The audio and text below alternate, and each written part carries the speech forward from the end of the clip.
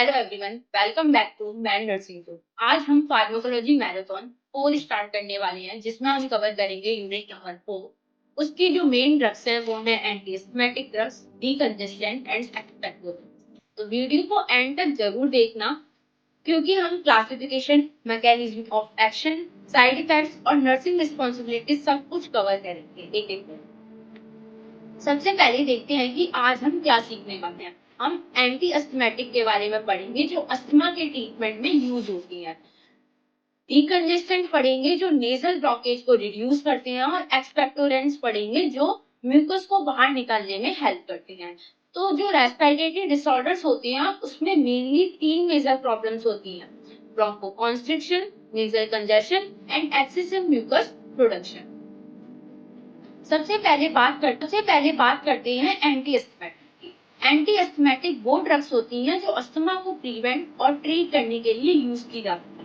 इनका main function bronchospasm को reduce करना और एयर वे इन्फ्लेमेशन को कंट्रोल करना होता है। ओनली 2 फंक्शंस मेन है: ब्रोंकोस्पाज्म को रिड्यूस करना और एयर वे इन्फ्लेमेशन को कंट्रोल करना। एग्जाम में सबसे इंपॉर्टेंट क्वेश्चन आता है क्लासिफिकेशन का।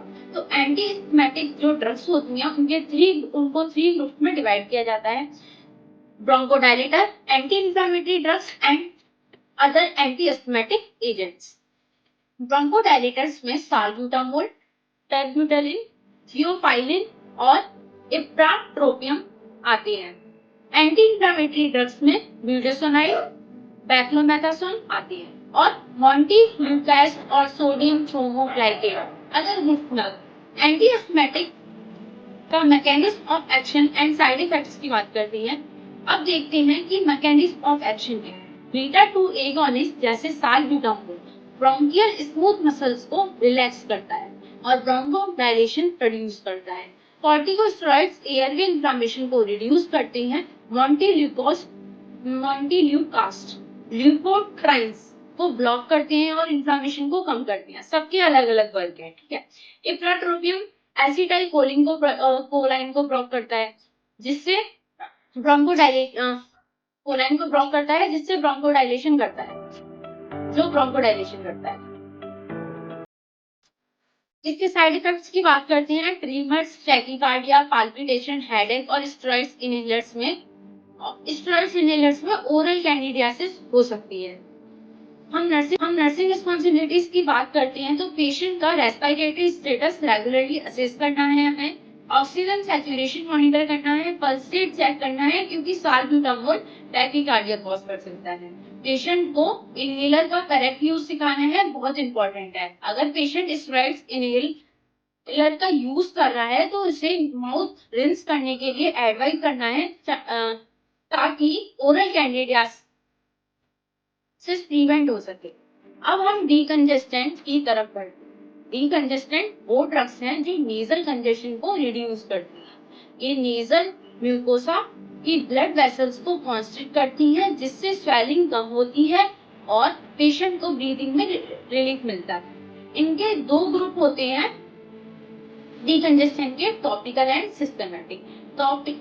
टॉपिकल में ज़ाइलोमेटाजोलाइन और ऑक्सीमेटाजोलाइन आते हैं। सिस्टमेटिक में फिनाइलएफ्रिन और सीडोएफिड्रिन आती है। इनके साइड इफेक्ट्स में एग्जाम में फ्रीक्वेंटली पूछे जाते हैं: nasal dryness, burning sensation, insomnia, hypertension और रीवाउंड कंजेशन। रीवाउंड कंजेशन का मतलब है कि अगर पेशेंट इन ड्रॉप्स का लॉन्ग टर्म यूज करे तो कंजेशन और बढ़ जाता है।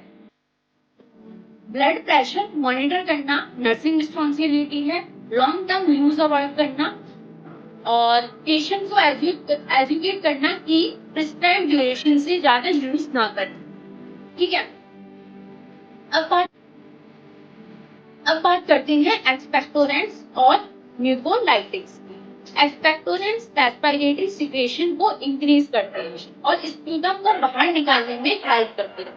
म्यूकोलाइटिक्स ग्लूकोज को थिन करते हैं। एक्सपेक्टोरेंट के एग्जांपल हैं ब्यूटापेनिसाइन।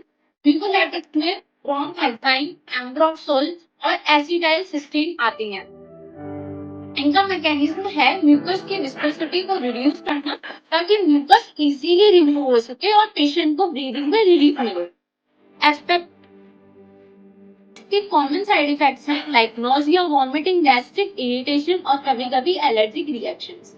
नर्सिंग केयर में पेशेंट को एडिक्वेट फ्लूइड लेने के लिए एनकरेज करना चाहिए, रेस्पिरेटरी स्टेटस मॉनिटर करना चाहिए, स्प्यूटम की क्वांटिटी और कैरेक्टरिस्टिक्स ऑब्जर्व करनी चाहिए और एडवर्स इफेक्ट्स पर नजर रखनी चाहिए। चलिए अब पूरा टॉपिक 1 मिनट में रिवाइज करते हैं। एंटी अस्थमेटिक्स अस्थमा के ट्रीटमेंट के लिए यूज होते हैं और ब्रोंकोडायलेशन करते हैं। डीकंजेस्टेंट नेजल कंजेशन को रिड्यूस करती है। एक्सपेक्टोरेंट्स म्यूकोलाइटिक्स म्यूकस को रिमूव करने में हेल्प करते हैं। एग्जाम के लिए याद रखिए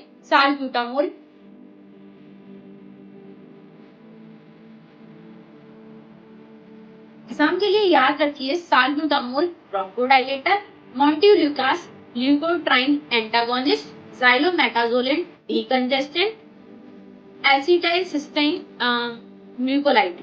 अगर आपको ये फार्माकोलॉजी मैराथन हेल्पफुल लगी हो तो वीडियो को लाइक करना, इंस्टाग्राम और टेलीग्राम पर मैड नर्सिंग जोन को फॉलो करो और टेलीग्राम पर आपको हैंड रिटन नोट्स प्रोवाइड किए जाएंगे, आप वहां से देख सकते हैं। Thank you and